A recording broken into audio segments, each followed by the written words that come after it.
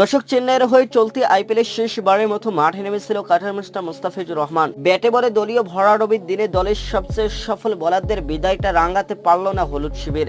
নিজেদের ঘরের মাঠে পাঞ্জাব কিংসের কাছে 7 উইকেটে বড় ব্যবধানে হেরে গেছে ঋতুরাজ গাইকোয়াড়ের দল। দর্শক, সেই সঙ্গে প্লে অফে দৌড়েও খানিকটা পিছিয়ে পড়েছে চেন্নাই সুপার কিংস। চলমান আইপিএলে দল পাওয়া নিয়ে ছিল শঙ্কা। পরবর্তীতে বিকল্প হিসেবে দল পেলেও একাদশের সুযোগ পাওয়ার সম্ভাবনা ছিল খুবই কম। তবে মাথিসা পাথরানার ইনজুরি যেন ভাগ্যের চাকা ঘোড়ায় বাংলাদেশের কাটার মাস্টার মুস্তাফিজুর রহমানের।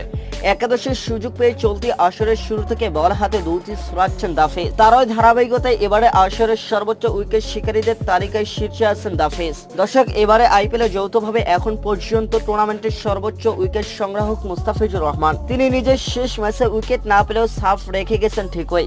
এক মিডল সহ 4 ওভারে খরচ করেছেন মোটে 22 রান। চেন্নাইয়ের হয়ে অভিষেক আসরটা স্মরণীয় করে রাখলেন মুস্তাফিজুর রহমান। দর্শক, এবারে আসরে হলুদ জার্সিতে 8 ম্যাচে 14 উইকেট শিকার করেছেন দাফেজ।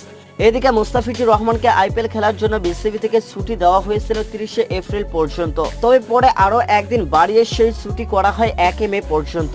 অর্থাৎ আজ 2 মে জিম্বাবুয়ে সিরিজের জন্য দেশে ফিরবেন কাটার মাস্টার মুস্তাফিজুর রহমান। তবে বিশ্বকাপের প্রস্তুতিতে খর্বশক্তি জিম্বাবুয়ে নাকি আইপিএল ভালো, এ নিয়ে নেট দুনিয়ায় চলছে বিতর্ক। দর্শক, আগে ভাগে চলে আসা অনেক ক্রিকেট ভক্তদের মনেই প্রশ্ন, অর্ধেক আইপিএল খেলে কত টাকা পাচ্ছেন কাটার মাস্টার মুস্তাফিজুর রহমান।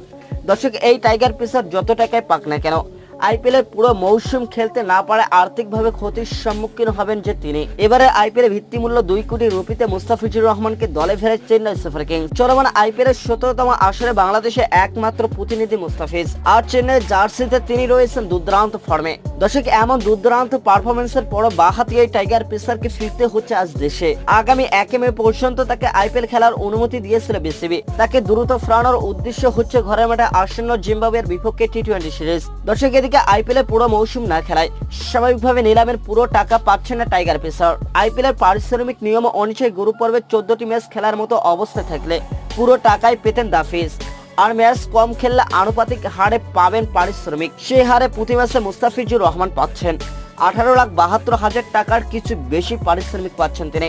একই সঙ্গে দৈনিক ভাতা, ব্যক্তিগত ম্যাচ সেরা পুরস্কার, উইনিং বোনাস সহ আইপিএলে আরো অর্থ আয়ের উৎস রয়েছে মুস্তাফিজের। দর্শক, গ্রুপ পর্বে শেষ 4 ম্যাচ খেলতে না পারায় 1,28,00,000-এর কিছু বেশি অর্থ পাবেন দাফেজ। অর্থাৎ এবারে আইপিএল থেকে ভিত্তিমূল্য 2 কোটি রুপি থেকে প্রায় 72 লাখ রুপি পাবেন না মুস্তাফিজ। আর এই সময়টা জিম্বাবুয়ের বিপক্ষে সিরিজের 5 ম্যাচ খেললে তারা আয় হবে 12,50,000 টাকা, যা আইপিএল এর 1 ম্যাচের চেয়ে অনেক কম।